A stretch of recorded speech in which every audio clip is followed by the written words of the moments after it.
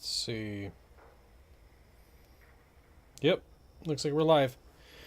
Okay, it is Friday, December 19th, 2025 at 5:28 p.m. Central Standard Time. My apologies for being so late. Here we are in Fallout 76. I did a stream earlier this week about the first episode of the Fallout Season 2. I thought it was a good episode. You can find my full comments on it in that, but we can talk about it a little bit more here as well. But for the moment, we're going to pick up where we left off last time. Heading in here at, what's this place? Jackson's Junkyard? Was that what it's called? Yes, or just Jackson Junkyard. Anyway, here we go. Deathclaw. Oop. Right, that's the tame Deathclaw. Okay, so yeah, interesting episode of the show. Been a lot of discussion people have been having online about stuff. I think, funnily enough, I think the biggest gripe people have had, well, actually I've seen two gripes people have had lore-wise with the show. With this first episode, I mean. Specifically, those two things are that Robert House seems to be some sort of psychopath.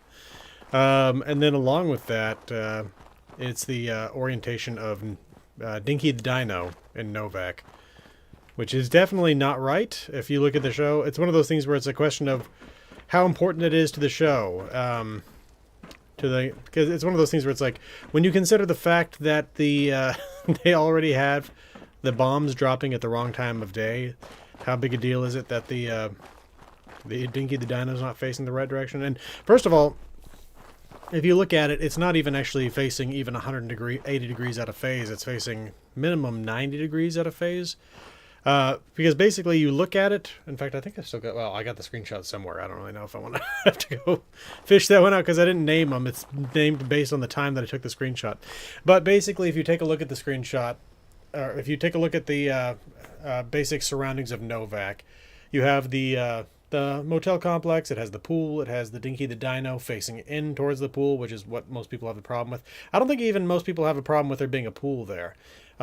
It's the fact that Dinky faces the wrong way. But also, along with that, basically the entire complex is effectively rotated 90 degrees because Dinky's effectively facing north, not actually facing west, which in the game he's facing east, which is important because he's facing out over Highway 95, and he's also positioned such that it allows Boone to shoot at Jeannie Mae Crawford, the proprietor of the hotel or the motel, I should say, in Novak. But the more important part is that it allows Minnie and Boone to watch the highway for raiders and for legionnaires coming out of Nelson. So it's a question really of what is this important enough a change for you to be upset about it? And personally speaking, no. For me, it's not. It definitely doesn't make any sense. It's definitely but it's one of those things where it's like I'm not expecting an adaptation of a piece of media from an entirely different form of consumption to be exactly the same when I'm consuming it in again, a different form. Manifests. Let's take a look at this. But yeah, it's obviously it's an issue, and it's also kind of a sad thing in that it basically tells you the story of what happened to Novak, or at least generally speaking. Sorry, I've got a cat that wants up here. Okay, come on, don't do that. She comes over, she begs to get up, and then she grabs onto the floor. Hey, good to see you. I hope you're having a good week too. Vint, I think was what I was calling you last time, if I'm remembering correctly. Yeah, I've had a relatively good week. In fact, I keep forgetting to mention this, but I've got G Fuel here, G Fuel affiliate. If you're interested, code iCartographer, you get 30% off your sale. That's for the month of December. And then along with that, I also have right here a Jones Soda Nuka-Cola Quantum. So it'll be actually interesting to taste test the difference between the G Fuel Nuka-Cola and the Jones Soda Nuka-Cola to see what the different interpretations are here. So let's see. Interesting. It's tastes like a kind of soda I've had before, but I can't name it off the top of my head. Or does that just taste like berries and citrus? which is what it's advertised to be. Anyway, yeah, the other weird stuff in the background there is that you also have Highway 95 running right through Helios 1. But yeah, the story of Novak effectively seems to be that the settlement failed. We don't have any real details beyond that, but the fact of the matter is that I think it's only 9 years, something like that, after Fallout New Vegas, and we don't have Manny there guarding it anymore. We don't have, trying to remember their names off the top of my head, the old couple there, but at the same time, they were getting old, so it's entirely possible they died of natural causes. But yeah, the entire little community there appears to be gone. Not entirely sure why the Great Khans have moved in, but anyway, let's take a look at these. Manifests. Restricted. Okay, so we've got June through... Whoa, this is... Okay, no, sorry. September of 2075 through June 2076. Let's take a look at September 1st, 2075. Cherry bomb, no driver door. Oh, okay, the car is a cherry bomb. I was thinking they were talking about the little tiny explosive that you can get back in Fallout 3. Busted back axle, and into the compactor. 14 200-liter plastic bags containing assorted glass. Sift through to take the Nuka-Cola labels off. I wonder why they have to take the Nuka-Cola labels off. 50 plastic barrels, unknown contents, into the landfill. 45 food sanitizers, compactor. 1,547, did they count that? Aluminum cans. 3 metal crates, into the compactor. 1 pair of broken skis. Donna wanted some for her trip to Pleasant Valley. Put them aside for her. Okay. Pleasant Valley, of course, being in Appalachia. We've encountered that already. December 3rd, 2075. Attempts to load have failed. March 2nd, 2076. 27 500-liter plastic bags containing charcoal into a compactor. Kept some back for Jason and his drawings. Wait, they compacted charcoal? That's weird. 150 metal crates containing unused string ball plus balls into the compactor. Hey, Daddy Dante, good to see you. Hope you're having a good week. 1 refrigerator into the landfill. They wouldn't crush the refrigerator. I guess they don't want the coolant getting out, or the refrigerant, I should say. 37 wooden crates containing expired produce into the landfill. Well, all that stuff is stuff that would break down over time. 1 atomic V8 engine compactor, no matter how much Jason begs us to keep it. 97 plastic barrels, unknown contents. Landfill again. Do have to wonder what's in the... Oh, it's probably the Abraxadine stuff. June 1st, 2076. Okay. So my guess is we've got a whole bunch of Abraxadine waste here. Oops. Let's take a look at admin saved folder. Weird guy, September 2nd, 2075. This is after the first manifest. We got a visitor after the delivery yesterday. Said his name was Michael and that he was here regarding the 50 barrels that we don't know what to do with. Told us just to bury them deep along with the food sanitizers and not put them close to anything important. We were instructed not to record their delivery and to delete any existing records. We're also not to discuss them with or anything he said with anyone, including the boss. I don't know what this means, but I'm not getting in trouble for it. I'll keep the manifest under admin access just in case. I was just thinking, I wonder if there's anything even closely related to the proper mix for Nuka-Cola in this. My guess is no, given that in the in the Fallout universe, I can't remember the exact proportion, but it's more than 100% of your daily value of sugar. And of course, no isotope that glows when you pee. Both good and bad. Happy Fallout. Second, yep. Yeah, I actually like the staggered release schedule because it allows people to discuss each individual episode one at a time. Now, I absolutely understand the whole thing that comes with being able to binge the whole season and being able to see how the episodes fit together a little bit more easily. But you can, of course, always do that at the end, too. But I do like that this first week, the first few days, really, after the first episode's released, we've all been discussing the same basic stuff here. Let's see here. Okay. Weird guy again, March 3rd, 2076. Michael came back again. Same lecture as last time. I still don't know what we're supposed to do with these barrels. The last batch started leaking and quickly killed off all the surrounding plants. We had to dig them back up and move them again. Whatever it is, it's leaking stains. It's leaving stains on the rocks, the tools, even the dirt. I guess we'll just keep burying them and hope it doesn't spill out again. Okay. My diary. Dear Diary, I'm... I've done this before. So I'm giving this a try, I guess. I was told writing things down might help me process everything, whatever that means. Here it goes. Today I shot and killed a woman. Okay, I've never done that. I was talking about starting a diary. I've definitely done that before, gotten about 3 days in, come back to find it 6 months later. I felt nothing. Actually, no, that's a lie. I was irritated because I had to dispose of the body because the death claws had already been fed. I don't know how writing that down is supposed to help, honestly, other than highlighting the fact that I killed someone today and all that I felt was an irritation after the inconvenience. Okay, so this is clearly post-war, but... This sucks. Writing this down isn't helping.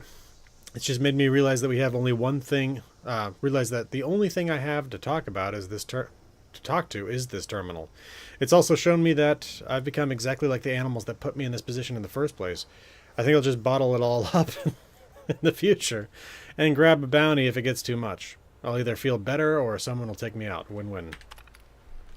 Okay. Let's see. Alright, so I don't know how much you all want to talk about spoilers for the show. I know that there are some people that have not seen it, and I even have a person on the Discord that's waiting until the full release, because like the last episode, I guess, launches somewhere close to their birthday. So they're basically just treating the whole season like a birthday present and waiting until then to watch it. And I've even got some people in another Discord that I'm a part of that are like, let's not discuss the spoilers here. So, I don't know. If you all want to talk about it, we can. Otherwise, we can basically wait on that and just talk about what we're seeing here and videos I've got coming up, stuff like that. I need to do something about all the strays wandering in.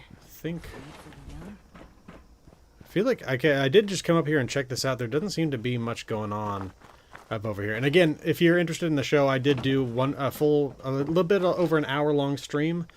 You can find that on the channel. What do we got here? Interesting. Junkyard Diary. Entry 1. Well, I made it to Jackson, and I was right. This place is perfect. Plenty of materials for a shelter, good location with foundations for defenses. Yeah.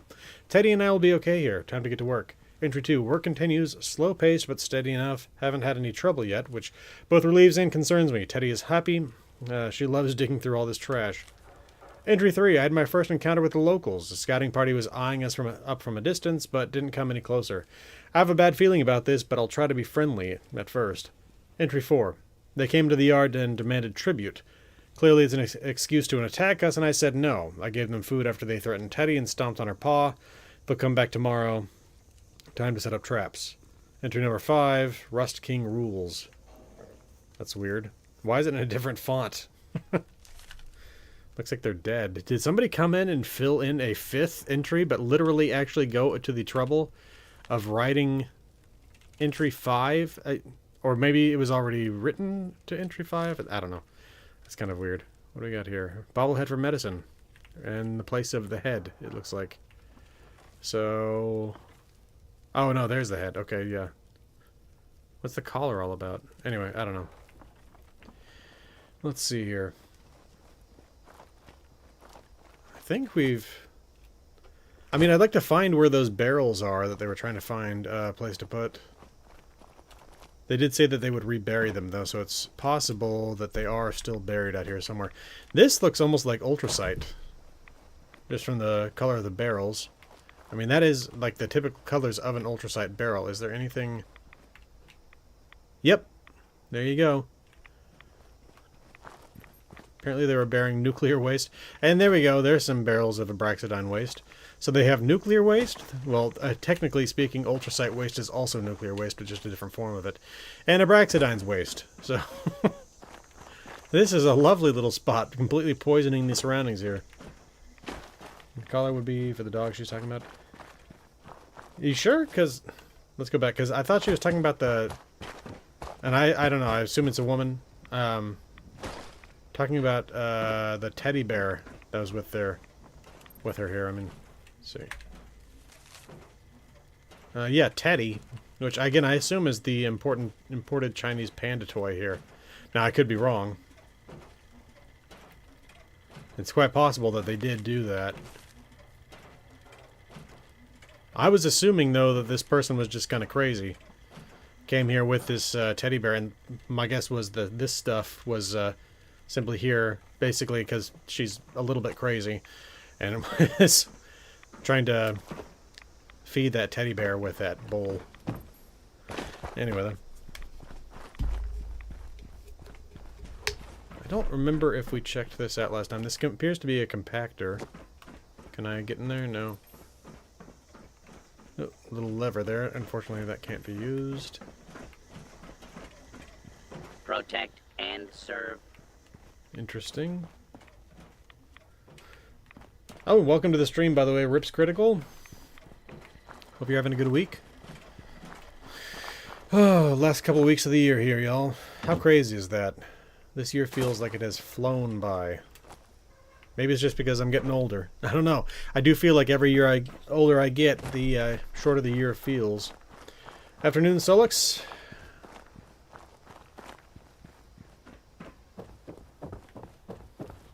I think that there's a little bit of truth to that in the whole thing where it's like when you're a little kid, proportionally every year of your life, yeah, each one's getting shorter, but still, even when you're like 8 years old, that next year when you're turning 9 is 1/9 of your life. Whereas I'm now 35, so it's definitely a much smaller fraction each year. Let's see here. All right, so let's check out the Meadow Breeze Storage Depot.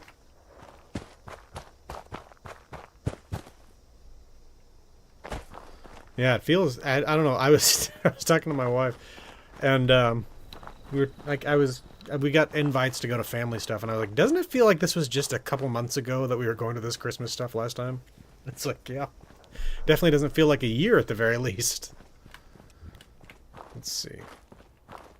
Anything in here? Looks like people were sheltering in here for some time. End is night. I think I saw this last time, if I'm remembering correctly. There's one of the local bus stops. Again, they look like that here. Let's see, weird. Hold up. Okay. This is weird. This isn't a main road here. I guess maybe this bus stop here is for the workers who work at the junkyard. I don't know how else to explain why that would be out here, because you look at the map, and it's a local road here. And not only that, it's a dirt road. That's crazy that they managed to get a bus to come out here. I think this is the Meadow Breeze storage facility up here, which people have been, I think...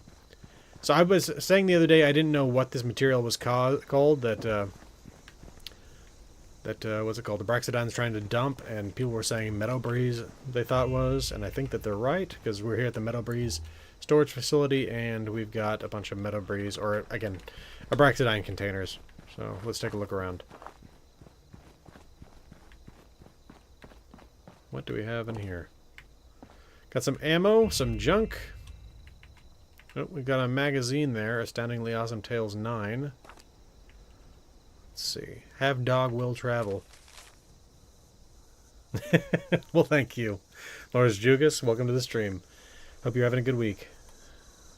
I think this is the least crazy magazine cover I've seen in all of Fallout.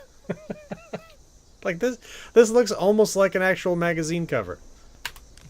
Like you compare that to the one where like the guy's like fighting off beavers, I think it is. Let's see here. Oh, Braxodine Intel case. Alright, let's go in here. Another one. That's not surprising that there's a lot here given this isn't a Braxodine site. I just wasn't expecting to find them like 6 feet from each other. Let's see what's up here. I know there's more to look at in there. I just wanted to take a look around at the exterior of the facility. We've already checked that. This is a remarkably small facility unless there's some underground section that I have yet to see. There's this here with the totes as well. Either those totes are storing something else, or this Meadow Breeze stuff can fit in those as well. Or go into that without eating through it as well, which was not the case with a lot of the other waste within the pit facility. It was eating through the plastic barrels there. Okay, so we got a bathroom, or a decontamination section. Okay, it does look like... Nope, that goes outside. I was hoping this would be to some sort of subterranean section, but no. Okay, we got a hazmat suit. A little bit of junk here and there, and a radio. And we got one guy. Huh. Alright, well this facility is a little bare bones and quite small. Of course that probably has to do, is part of the reason why it is that they were burying whatever it was, 145, 150 barrels of waste over there at the Jackson Junkyard. Let's take a look at the map. Alright, Railroad Service Yard. But first I want to check out a little bit more to the south, because there's a whole bunch of unmarked sites that we've been finding across the map, and I kind of want to just do a little bit of scouting.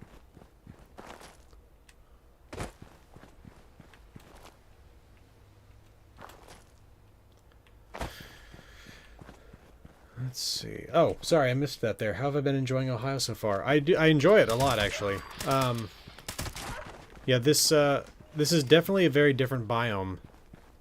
Because it's one of those things like... so when the game launched, those of you who weren't here at the time when that happened, it was the forest, the Toxic Valley, the Savage Divide, the Ash Heap, and the Mire and the Cranberry Bog. A couple of years ago at this point, I think? Maybe last year? I can't remember. It may have just been a year ago they added Skyline Valley. And that area, while it's nice, it's pretty reminiscent of other areas that have already been in the game. This is definitely far more unique out here in Burning Springs than anything that we experienced so far in the game. It's much closer to Fallout 3 or Fallout New Vegas. Sorry, I think I'm mildly allergic to one of my cats, and she just jumped off my lap, and I'm now having to scratch my face.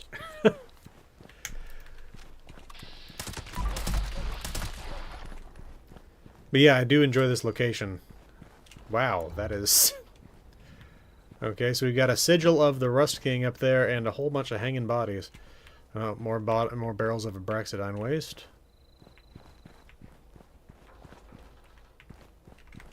Okay. I don't see anything that we can actually loot here.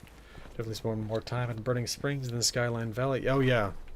And I mean, it's not like Skyline Valley wasn't interesting. It felt like... To me, at least, it felt like there were a whole lot of, like, dropped threads. Or very short storylines. Like, I feel like the stuff with Vault 63 got over like that. And I feel like there's a whole bunch of other stuff here that I really didn't have much to do with. Camp Liberty was probably the most interesting location here other than Camp Rapidan. Or, sorry, Rapidan Camp. But again, Rapidan Camp feels like it was like a lost lead, where it's like, we got this location that could potentially be some sort of enclave site. But no, there's nothing going on there. Wow. That's another train wreck, isn't it? Yeah, okay. That is a lot of Abraxidine waste. Gotta wonder where else they were shipping this stuff to. How much of this were they making?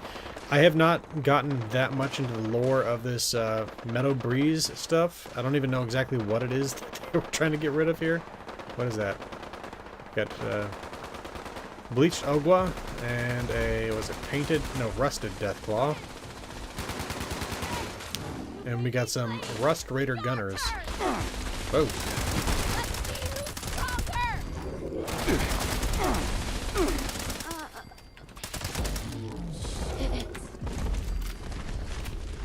Oh, something's still after me. Thought I saw... Yeah, there's something still after me, but I don't know what it is. I think it's something that burrows. Let's check their bodies. Oh! Hanging mannequin. Okay. Kinda odd. Cap. Sorry, some caps. That's a significant amount of junk. That must have been part of that, whatever that perk was that just triggered. Alright, well, I don't know. I was expecting something else to burst out of the ground. Apparently I'm still in danger, but I don't see anything, so let's keep on moving. Careful, yeah, running low on ammo, I know. Ah, maybe it was this red scorpion.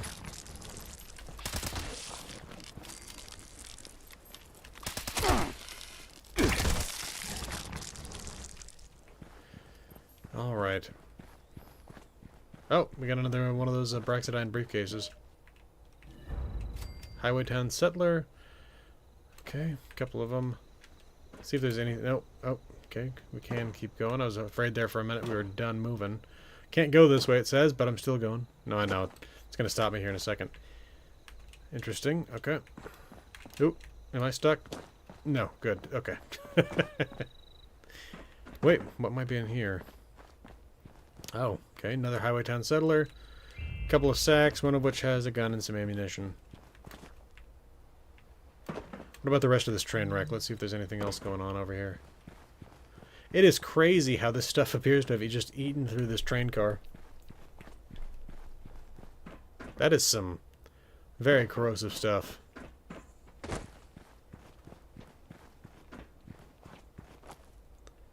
Alright, that appears to be it. It appears also that this was outbound as well, because the locomotive's over there. So this train was leaving Ohio, heading to the southwest. So you gotta wonder, where else were they sending all this stuff? Take a look at the map. Alright, we're gonna follow this up to the railroad service yard.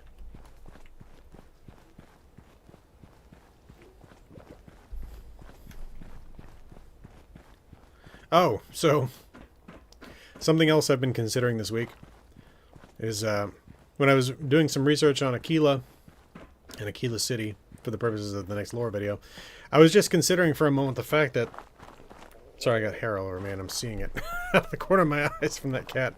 I was considering the fact that Aquila has 1.51 Gs of gravity. It's crazy, really, when you consider that. Let's say that you're someone who weighs like 180 pounds. On Aquila, you weigh over 270 pounds. And so, like, you consider, like, effectively you're lifting an additional 50% of your weight just by yourself, like, without even clothing, equipment, weapons, all that kind of stuff. You're having to carry all that additional weight everywhere you go. It is crazy to consider. We don't even know what this was made, if this was made for the war effort or connected to something else in the show. Yeah, it'll be interesting to see. But it got me thinking about the fact that kids born in that kind of environment would likely end up kind of getting shorter and stockier over time, thicker muscles, stronger bones, shorter generally speaking, because the taller you are, the more difficult your heart has pumping blood up to your head and to your extremities. And that's even just a normal 1G of gravity. You increase that by 50%, you're eventually going to end up with a colony of dwarves. And I don't mean like people afflicted with dwarfism. I mean that you will literally end up with pygmy people. And I was thinking about how the opposite of that probably would be on worlds with low gravity. Let's say you start having people live in less than half a G of gravity for a long period of time. I mean, already we know what happens to people that live in freefall, people that live on the International Space Station. They get taller, their bones decrease in density, they lose muscle mass. And I was thinking about the kind of crazy thing to consider is that eventually, just based on people living on different worlds with different levels of gravity, you'll end up with planets of dwarves with high gravity and planets of elves with low gravity. It's kind of bizarre to consider, because again, these people in the low gravity worlds will be taller, they'll probably be more agile, they'll be lighter, they'll have less bone density, less muscle mass, but at the same time, again, they're able to move more easily in that environment. It's just kind of crazy to consider. Let's see here. Okay. I didn't see anything of lore value in here, but let's take another look just to be sure.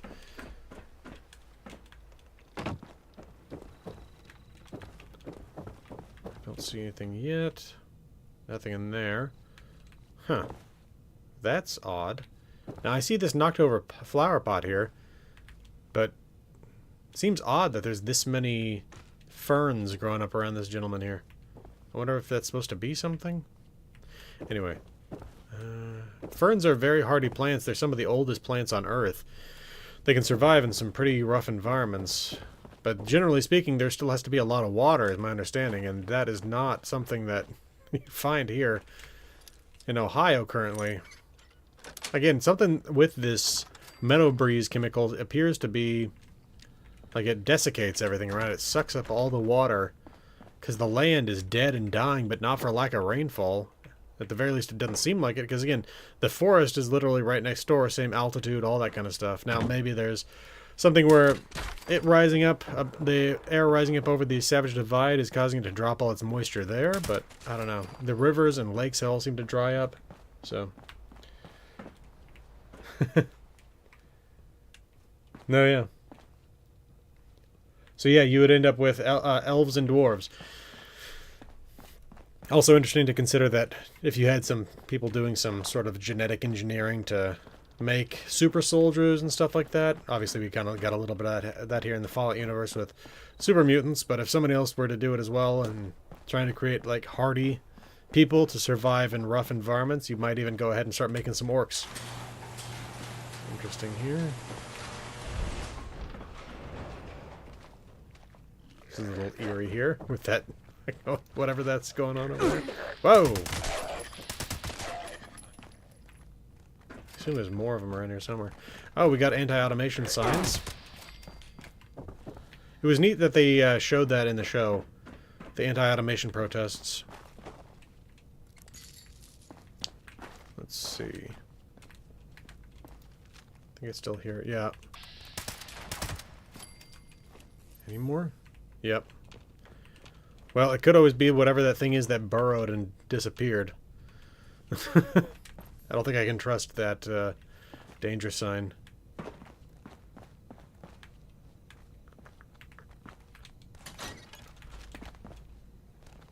Yeah, there's already been shown to be the case that on islands, like in Indonesia, I think it's a fossil species. I don't think that it exists anymore. But there were, and we'll check this in 1 second, but break room key, we'll take a look at that. There were pygmy elephants on some islands in Indonesia. So, seems like life adapts to the surroundings. So it could even be the case that you end up with like halfling-like people on worlds that are kind of normal gravity, but they also have basically poor nutrients and stuff like that, so people just generally stay smaller. Anyway, let's see here. Automation update. Foreman Jacobs, just writing to update you on the progress of our automated repair robots. We're happy to report that, as of their most recent tests, they're performing on par with our best human workers. With this success, our plans are now to roll out a full automation within the next 6 months at your facility. As a result of this fantastic opportunity, we are regrettably going to have to dismiss a number of human workers at your location. To ensure the robots continue to operate at peak efficiency, we wish to retain you and an engineer of your recommendation as maintenance workers. Training will be provided to ensure you are both able to do what is required. With regards to the other workers at the facility, please notify them of their dismissal at the earliest opportunity. In acknowledgement of the stress and upset this may cause, we are offering a special severance package of 2 weeks' pay and a coupon for a meal at the Corner House Cafe in Athens. Wow. You may consult the information pack that we have provided for more details. Linda Montgomery, Automation Director, Heartland and Eastern Rail. The disturbing thing is that this is probably one of the most generous severance packages you find in the Fallout universe. Oh, man. 2 weeks and a coupon to a restaurant. Alright, let's see. I think that was about it. That does explain the automation protest sign here. What else? I saw this on the way in here. Let's take a look. Okay, again, ferns. This feels like this has to be something.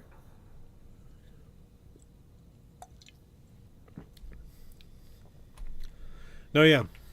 I will say that, again, I like the show. I definitely have my issues. Last season, most of my issues were with the writing. I did have a couple of issues with the lore, like I specifically don't want them to attempt to retcon the time of the war to be when Cooper Howard was at that cowboy party. Well, he was being he wasn't at a cowboy party. I guess it is a cowboy-themed children's birthday party. Interesting. Inaccessible.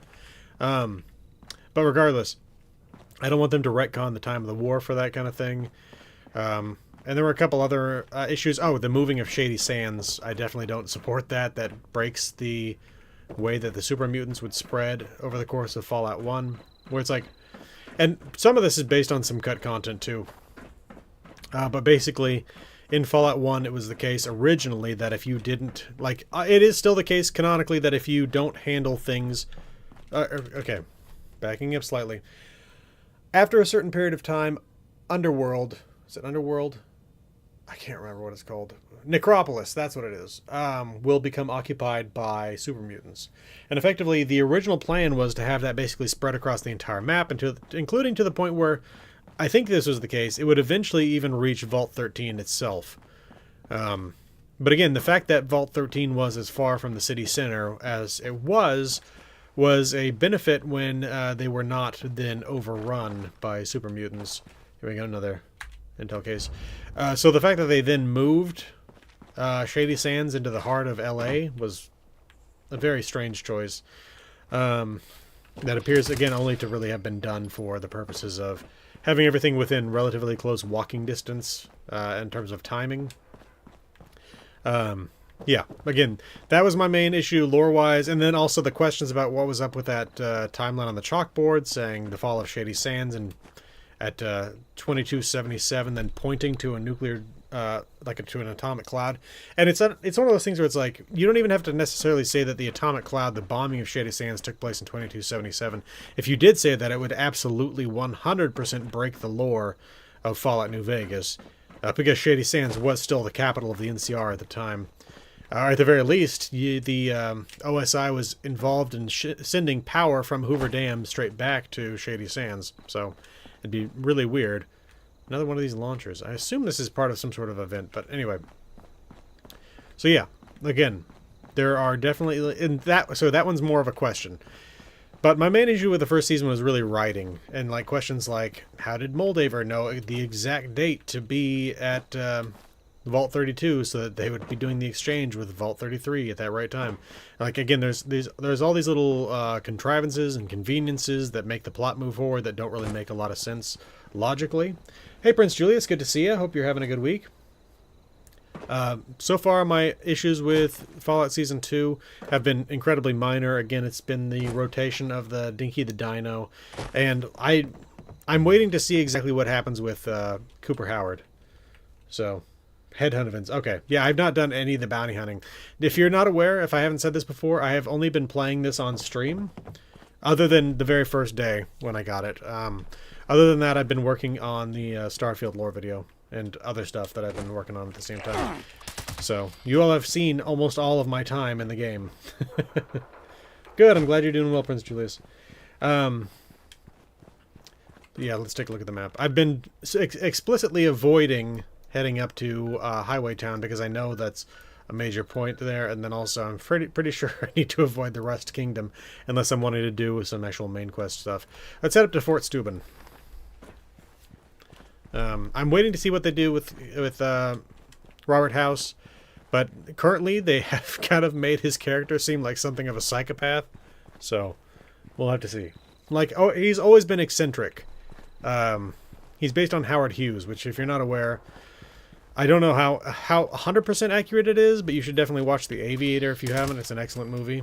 And oh, look, another floating tree, and it's the same exact model of tree as well that's floating here.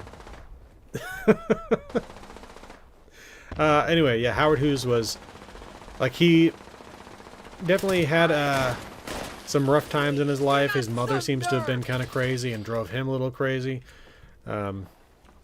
Basically, he was a germaphobe. But it's one of those things where it's like, he was the kind of crazy where, like, without money, he probably would have ended up in an asylum, but as wealthy as he was, he ended up basically being a captain of industry. It's kind of crazy. It's like there's that whole thing where madness and genius are, it's like they're like two sides of the same blade or whatever it is. Very short distance between the two of them, whatever the old saying is about that. Howard Hughes was definitely a lot like that. Brackstein spills caused localized losses in gravity. That's why those trees are floating. Alright, let's see. Again, I was heading towards... There we go. What's this called again? Fort Steuben. But yeah, he was a bit eccentric, and he definitely had his robot lady lovers in Fallout New Vegas. But yeah, he never quite struck me as psychopathic as he seems to be within the first episode of the Fallout TV show. Second season, I should say. Let's see here. Looks a lot like, what's it called? Prickett's Fort? That's it, right? Yeah. I think they used the same models to build it out. Which, I mean, it looks like a frontier fort.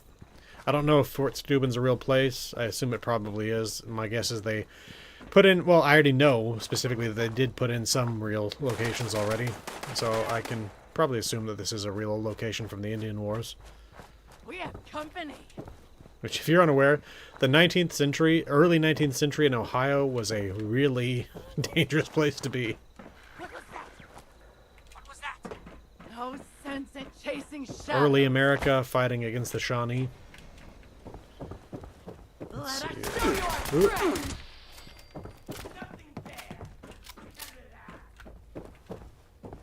Definitely still some... Okay, there's a raider right out there. Oh! I'm looking for anything lore related, though. Let's see. My guess is there's probably going to be a terminal here.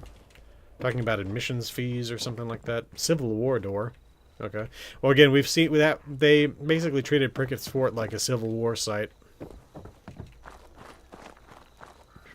When, if I'm remembering correctly, it is a site that existed basically prior to the Revolutionary War. Oh. What was that? This it? Didn't know I could knock that down. Whoa. That is such a weird thing to consider. People butchering rat scorpions to try to cook them. I mean, it makes sense. You gotta eat. And at the end of the day, it's just like a giant land lobster. I do wonder, because I generally like the flavor of lobster. I wonder if, like, the flavor of cooked scorpions is anything like lobster. They're crustaceans. But obviously, there's a very big difference that comes from living on the land versus living in the sea. To rust. But it is kind of crazy how some of the most expensive food we have is aquatic insects. Well, they're not insects, they're close to arachnids, but anyway. I'd rather eat an ad scorpion than flea soup. Oh god, that was disgusting. That was one of the most disgusting foods I've ever seen. And I am... Like, I honestly am kind of surprised that Lucy was not so squeamish that she basically was on the borderline between, do I eat this because it's polite and I don't want to insult this person, or do I not touch this because it's utterly disgusting? And she did take at least one little sip of it, which I can't say that I would have done that myself. Ugh.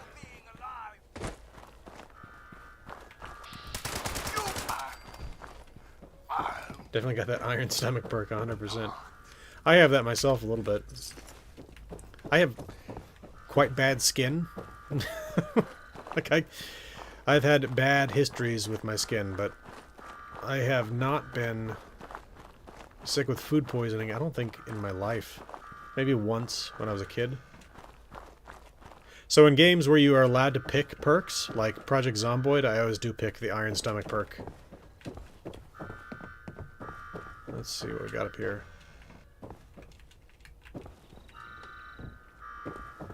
I think it's part of having Celtic heritage. When you've got those... when your ancestors would eat out of those like infinity soups or whatever they're called, where basically the local inn or tavern would basically have the same pot of soup constantly bubbling over the fire for the course of sometimes centuries. And they would just add more stuff in all the time. Thought the inbreeding support group was hilarious, honestly, because I was talking about in the video I did immediately after that. I'm pretty sure that the couple that were likely brother and sister or first cousins were there because they thought that the incest support group was supporting incest, not for the products of incest to deal with their problems. Damaged coats. Employee notice, damaged outfits. From now on, we will be taking deposits from visitors for the equipment they're wearing? A lot of our costumes already have holes in them, so we need to start cracking down. Also, brush up on your sewing skills during downtime. We need someone to patch these costumes up. This could actually be a good additional job for visitors. We'll look into this as an option. Phil, there's got to be more lore here for that, because the fact that apparently the visitors were wearing outfits... Where is this alarm trap so I can turn it off?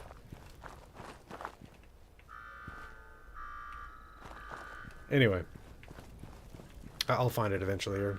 In fact, I should probably actually do a more systematic search of this place. I'm kind of just going over it willy-nilly, but let's check out over here. Second floor, you said?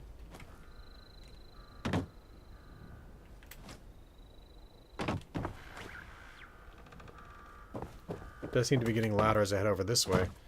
Let's check out this larger structure real quick. I do have the headphone off my left ear, so... what is this?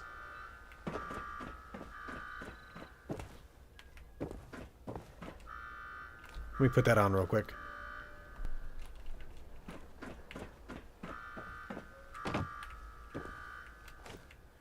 It doesn't matter. If I find it, I find it. In the meantime, let's see. Okay, let's start from the western edge and start looking around. Again, we found the one note about the damaged outfits, but let's take a look here. Okay. Well, yeah, we've been in here. Yeah, I've already been upstairs as well, but I'll take another look real quick. Yeah, nothing to see here. No, yeah, I get it. Especially when the person you're talking to is getting your messages, I don't even know what it is, 10, 15 seconds after I've made a comment and you've typed it in or whatever it is. I'll say something, then you'll see it 10, 15 seconds later. I don't know what the exact delay is off the top of my head. Is that, okay, so apparently that is like the universal Raider symbol for traps. Not only that, it's clearly upside down because paint doesn't drip up. Anyway.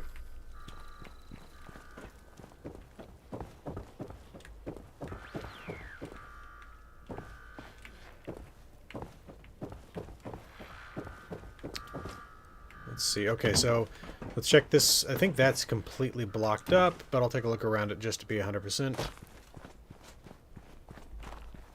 Yeah, it doesn't look like there's an interior to that. Well, there is, but it's not anything that's been decorated, I wouldn't think. Alright. I think I've explored this as well. Yes, we just did this. Okay, so we've explored that L-shaped building. The tiny one doesn't have a way in, this long one. Let's take a look at the, this little one probably looks like it's also sealed up, but we'll take another look just real quick. Nope. Okay. Let's check out the large building here. Is that... Nope, can't read that.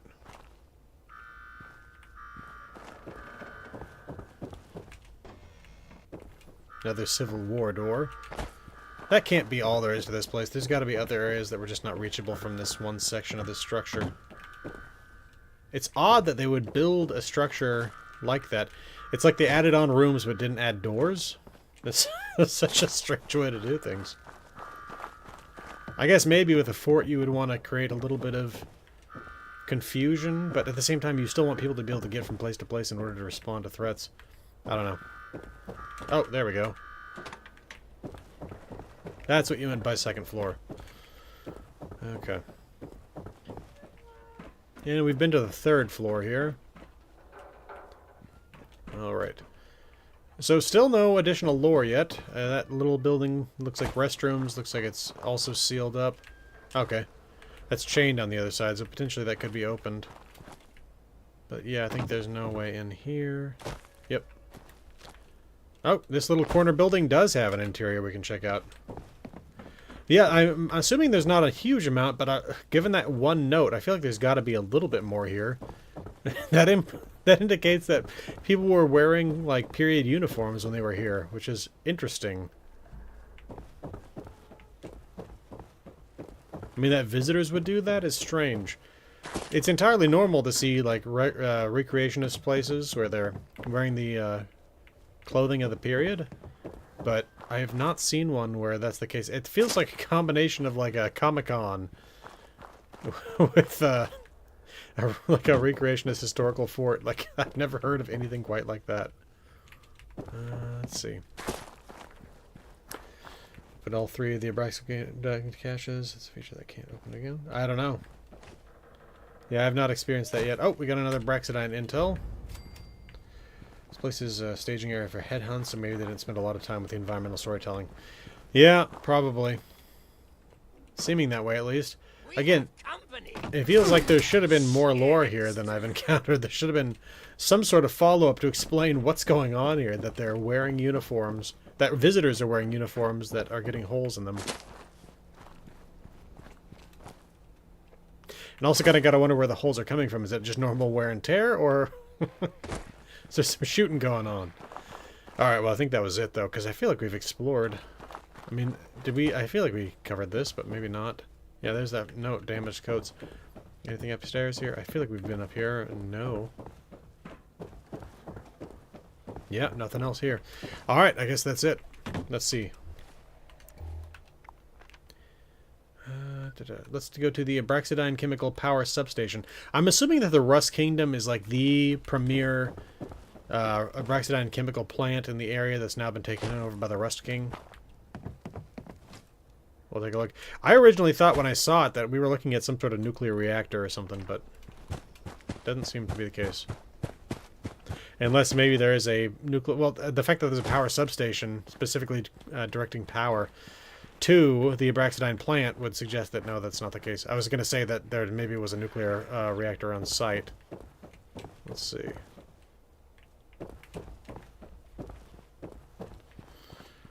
Let's see. Wait, did I? Yeah, okay. I wonder what Tycoon Lake is all about.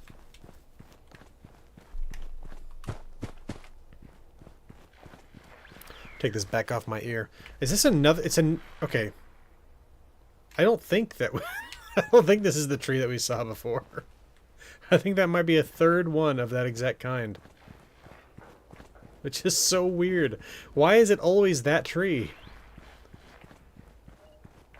Is it maybe something where like they've basically got like a cluster of trees like ready to go, and that one little one is just floating every single time? Find the note to Susie in the fort? I don't think so.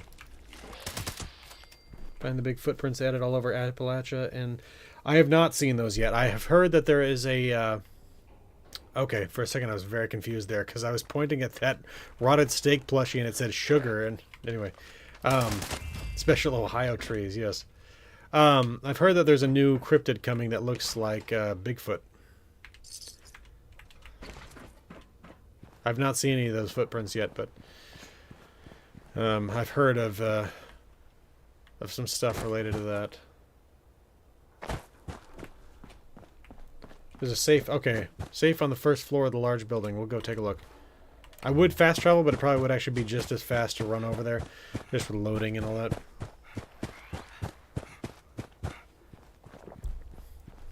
See what I mean, though, where the water levels have dropped so significantly?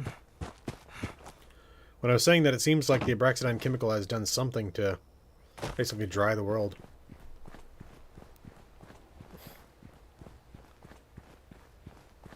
More cat hair. God. That is honestly the one thing I kind of hate about living with animals. It's like I love the animals. But always so much hair. What do we got here? Have I not... Okay. It feels like my exploration of this site was a bit of malpractice, given that there's a locked door. There should be no locked doors when I've thoroughly gone over a site. Let's see here.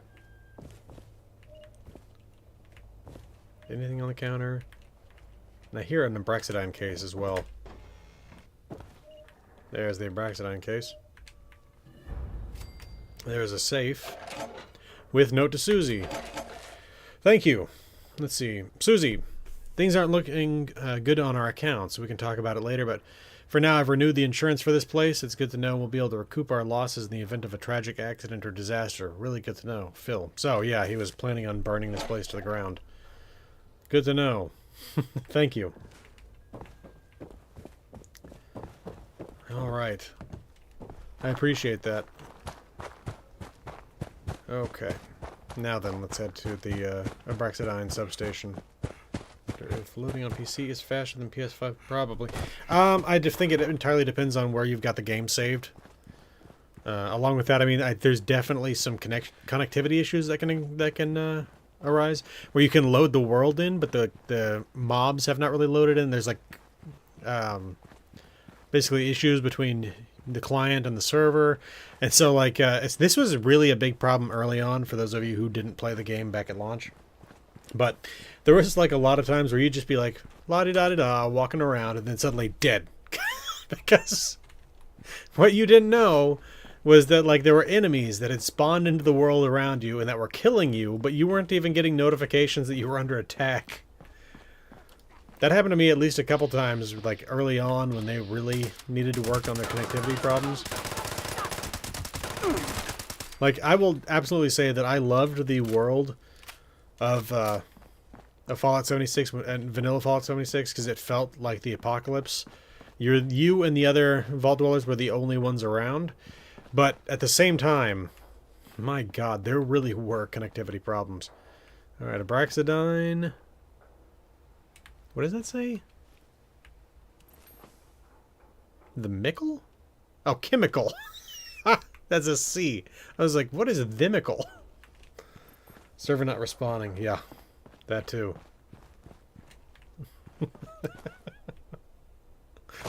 Braxidine, the Mickle. Yeah. No, yeah, I loved it too. That's why I've got like 1,000 hours in this.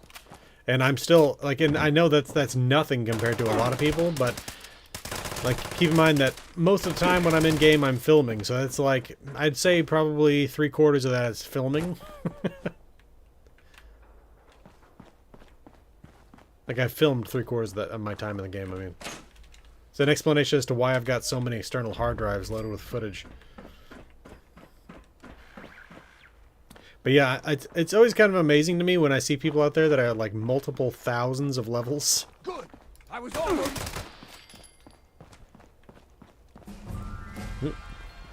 Leveled up to 228. Yeah, again, and it's one of those things where like this character has split off from the other characters, so I've got multiple characters that I've leveled up multiple times where that's like they're not even really connected, but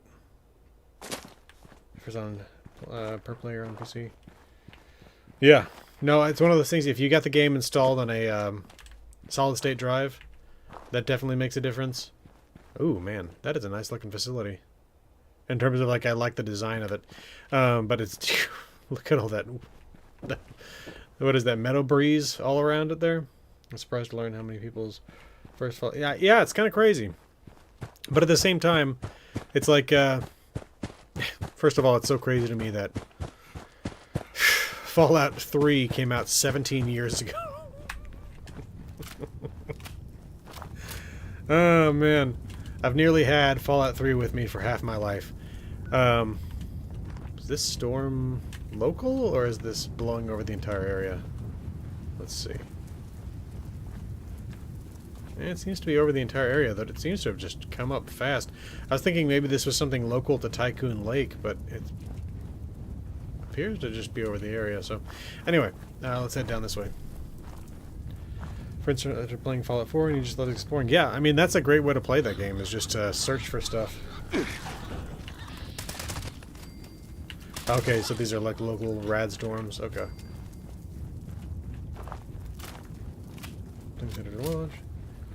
Yeah, no. It's a very different game from what it was when it launched. Yeah, it's also okay, so it's local and random. But also, one of the great things about things in Fallout 4 is specifically stuff like the random encounters. Really is actually pretty interesting. Just, it's one of those things that's definitely very frustrating when you're trying to film things and you're looking for the random encounters, because they have them in Fallout 76 too. No, I know. Fallout 1 was released 28 years ago. I did not play that at the time. I was playing games that were inappropriate for children at the time, like Wolfenstein and Doom, but I was not playing Fallout at the time. My family does not seem to have been big on CRPGs. Of course, at that time, it was just RPGs. I don't know if you can call something classic when it's just been launched a few years recently. Prior, I mean. And obviously, I think you can count other games as CRPGs that existed like earlier than that, but it's one of those things where it's like, there's definitely a difference to playing a game with like a graphical user interface and all that kind of stuff. Let's see here. Can I go? Nope. Big old factory here. Let's see if we can find something on the roof, maybe by jumping on it up there from here.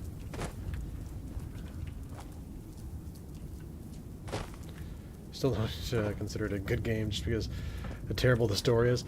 I think that if we're talking about 76, I think that the good story is the background story for Fallout 76. The story of the world as it existed between the nuclear war and the scorching. Looks like this is all blocked up.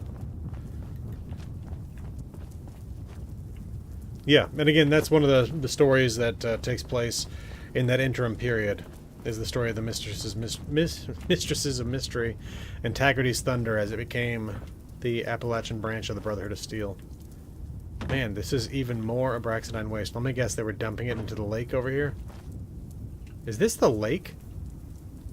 This looks so deep. What the hell? Oh my god. This is like deeper than Grafton Lake.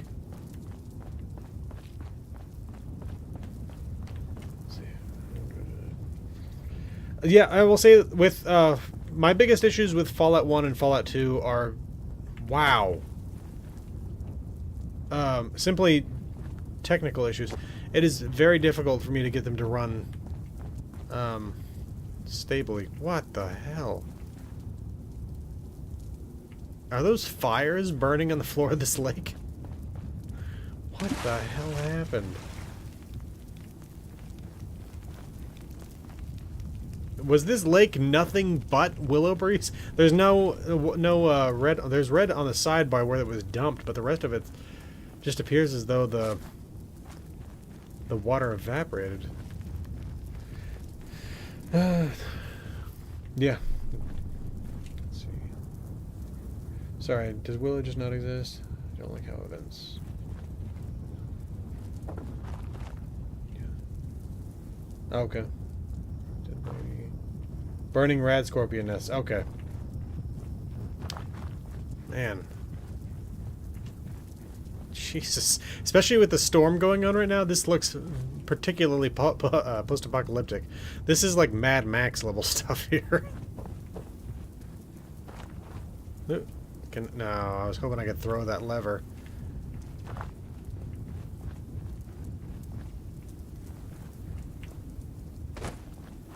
We get more of that tree. These ones are planted in the ground, though. We got 3 of them side by side. Alright, let's see. We can check out Sand Fork Lumber. Okay, Sinkhole Solutions.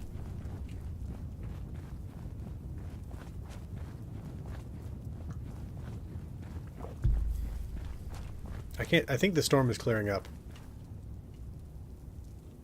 Seems like it, at least. It's no longer as orange. Okay, it's getting orange as I get towards the lake, so it definitely does seem to be local here. Like you said, it's local and random, so... Okay. It's getting oranger again, though, out here. I don't know. What we got going on out here? Rust Raiders.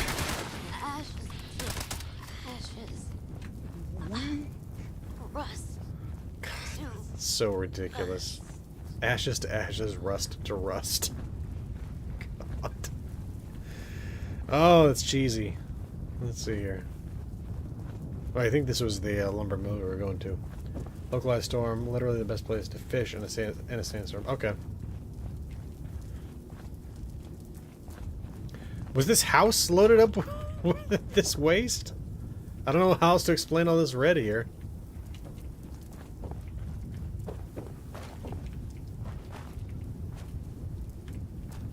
Okay.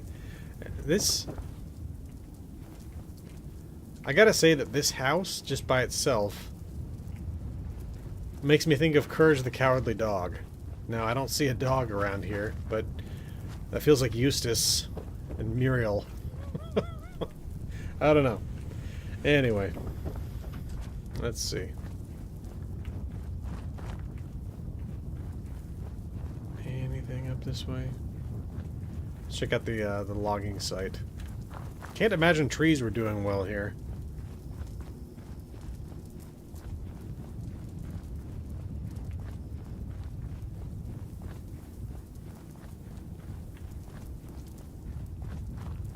This feels like the glowing sea, honestly.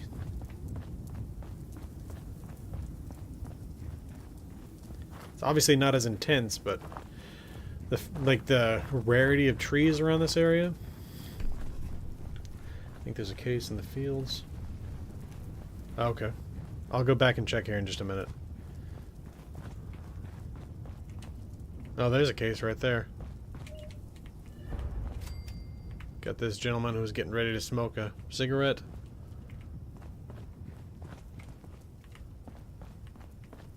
Got a lot of logs around the edge of the site. Okay, and we got some on the interior as well. Definitely don't look like they were deforesting here. Like, those trees don't look like they've been cut down by people. I mean, one of them... Oh, jeez, nearly knocked over my soda there. That one right there does. But the rest of them don't. Let's take a look. See if there's anything else here. Got a bunch of boards. Huh. You can uncap your FPS. Yeah, I think I've done that before. Or I can't remember if I've done that for this or not. I've uncapped it for Fallout 4 before, and that's when I discovered that the game physics and everything were tied to the frame rate. I think that was even the case in 76 originally. I think they eventually got rid of that. This is odd. There's not like a sawmill here or anything, is there? Like, is this room supposed to be like a sawmill? I'm a little confused because there's a whole bunch of timber here, and then you got the lumber over here, but I don't know how they got the boards cut. Anyway.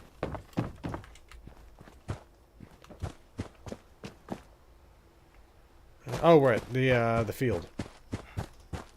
See if there's a case back there. Edit a line in the INI. Okay. And cap the game to whatever you want the limit to be. Okay, I'll definitely do that. Because I definitely have noticed issues here and there. Although I will say that most of the issues... Wow, the sandstorm really is local. I faced issues that have been related to refresh rate on the monitor. And simply updating the refresh rate made things much more smooth. Okay, we got a safe. No, nothing. I was hoping for a note.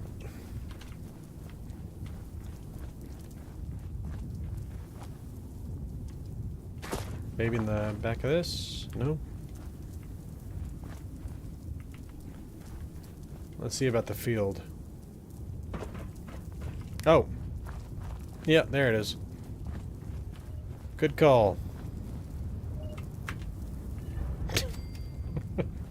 Just like the half-buried body with the trilby hat. Phosphate deposit. Alright, let's take a look at the map. Yeah, I guess I could check that out. I haven't really checked out Albany. We'll take a look at Albany and the horse ranch and we'll call it a day.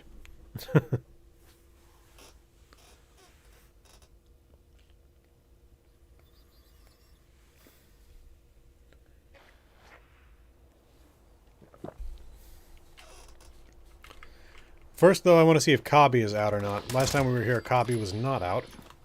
I want to see if I can find him wandering around.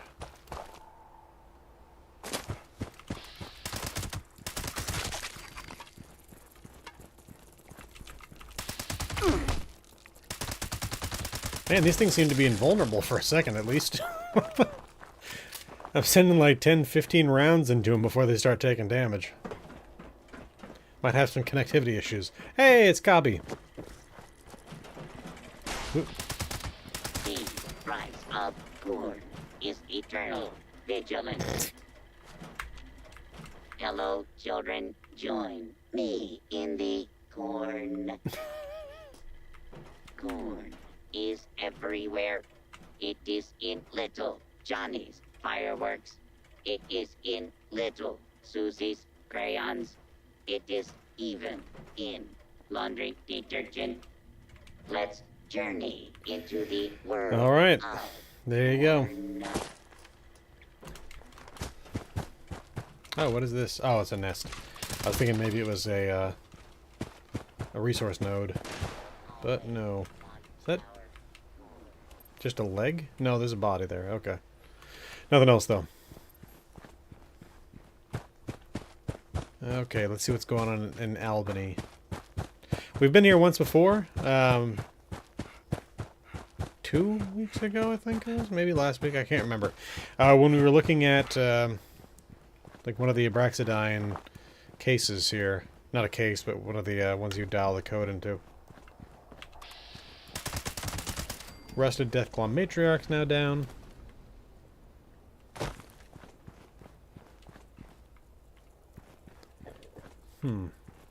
Okay, nothing else. Nothing out here yet. Oop.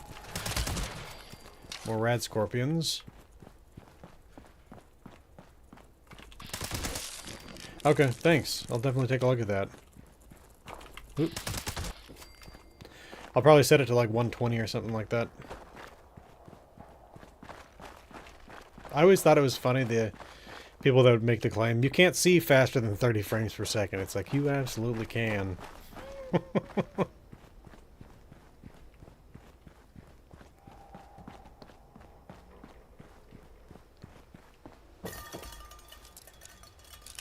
Let's see in here. Yeah, it's one of those things where I feel like you watch some modern TV shows and they, like, it looks almost too real. Because the frame rate's so high on the cameras and on the screen, it feels wrong after watching old television shows. Warning to Vincent. Hey Vincent, I wanted to give you a heads up about a suspicious character that passed through here the other day. He was a sleazy, bald pig of a man named Keith Cooper. Initially he was charming, but when he saw I wasn't falling for his tricks, the mask came off. I know how gullible you can be, Vin, and this asshole fancies himself quite the opportunist. Apparently he was in West Virginia the last few years, but wasn't able to gain the ground he wanted with some group and had to fake his death. He must have heard about the way things work over here, and now he believes he can climb his way to the top and build a new empire. I don't want you interacting with him and getting roped into some crap again. Honestly, I should have just done the world a favor and shot the guy. Good news is it sounds like West Virginia is resettling and there's pockets of good people. The Scorched Plague is still around, but it's less of an issue, and I'm heading out. Once I'm established, I'll come back for you and Lucy. Stay out of trouble, Dan. I definitely want to figure out who this is. Warning to Vincent about Keith Cooper. I feel like I've heard that name, but I can't remember where. I'll have to look into that. What else we got in here? Looks like someone was... Yeah, this is the Abraxadine cache that we opened last time. Wait, did it just... Okay, it opened and it's empty. TVs also have a terrible features on them. Yeah. No, yeah. It's definitely... I don't know, again, it's...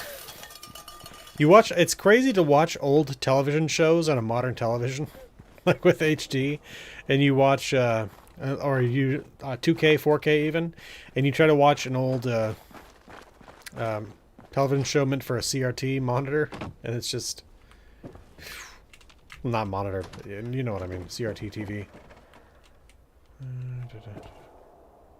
Huh.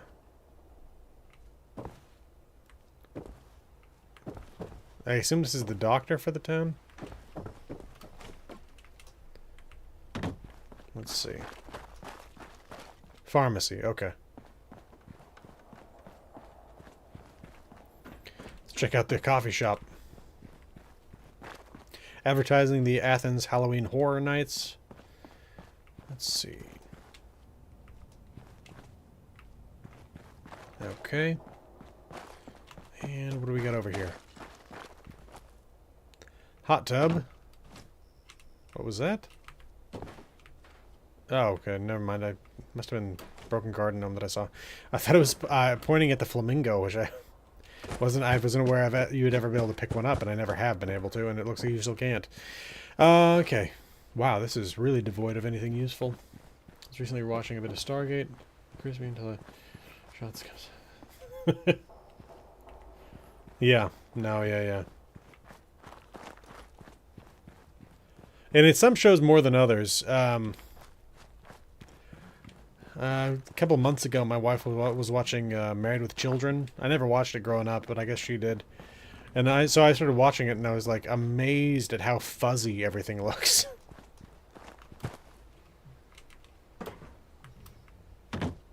Let's see. Anything up here? Keith Cooper. I feel like I've heard that name, but I... And I also want to check in on the other names there. Dan, for example. Kind of shocked there isn't a whole lot of lore in this region. Nothing pre-war. Not much post-war. There is actually... Okay, so, yeah, I'm not sure why Albany doesn't have much, but I will say that Athens has a good amount of lore. And then along with that, what's it called? Ash Cave has a good amount of lore in it, and the Super Duper Mart has a good amount of lore in it. And then again, the Dino Peaks Mini Golf, we went over that one last time. So there's a good amount of lore in the north.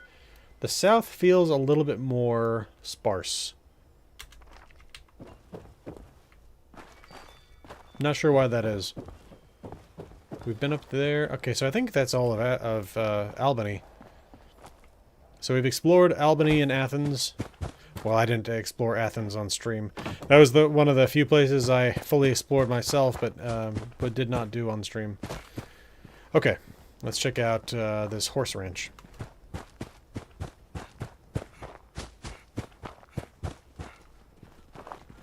Oop. Rad hogs. Where there's one, there's definitely going to be more. Okay. Of course, horses appear to be extinct within the Fallout universe, so I'm not expecting to find much here other than perhaps some skeletons. Could maybe be the reason. Yeah, due to the proximity of the Rust Kingdom. Yeah, it's quite possible. But you'd still expect to find some pre-war stuff, or more pre-war stuff. I mean, within Albany, we found that one note that was related to definitely some post-war stuff. Post-scorching. What do we got over here? Okay, so this is... this may be the only horse we find on this horse ranch. Let's see.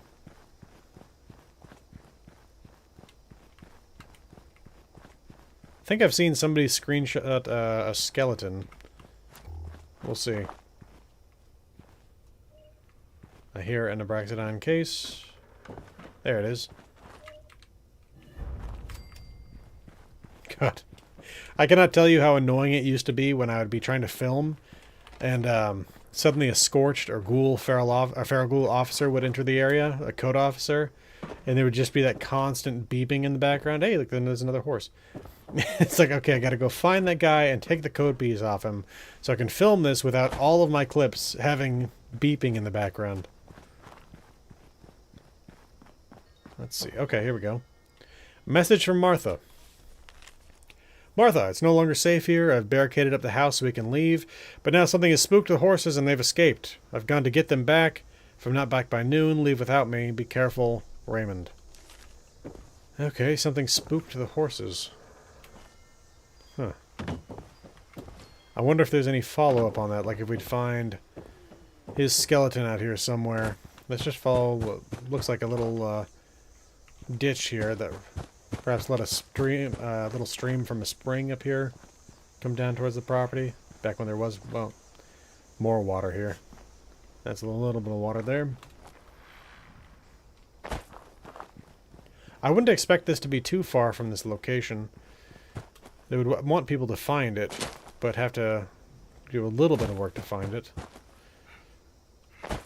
Huh. Okay, this looks like perhaps a like an equestrian location, or maybe even dressage, horse dancing, as it were. Such a like. It's one of those things where it's like, yeah, it's absolutely impressive, but it's also crazy that such a thing exists. Definitely one of those things where you have to be quite wealthy for that to be a thing. At least that would be my expectation.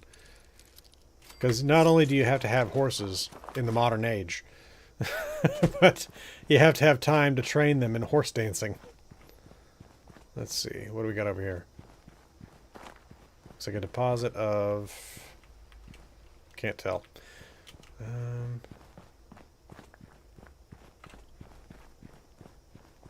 That may be it. Again, I would have assumed that there would have been some sort of relic of Raymond's passing out here. The fact that the note's still there implies that he didn't come back to pick it up. think dressage grew out of military drills and people took it a bit too far. Yeah, maybe. It is definitely something where you could see that being useful for basically training cavalry horses and stuff like that. I think one of the more interesting stories related to cavalry horses and training... What is that over there? Has to be the fact that when horses... I can't remember when this was. I think it was during the Roman period when they first met camels.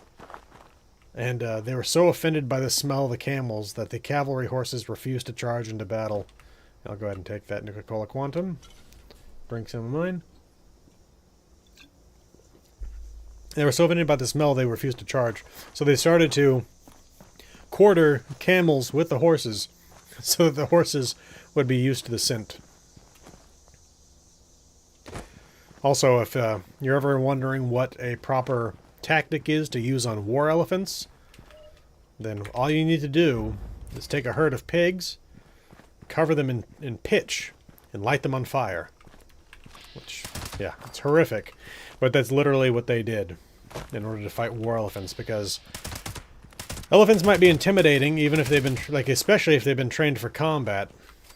But at the end of the day, most elephants aren't all that enthusiastic about encountering a bunch of screaming creatures on fire running in every direction.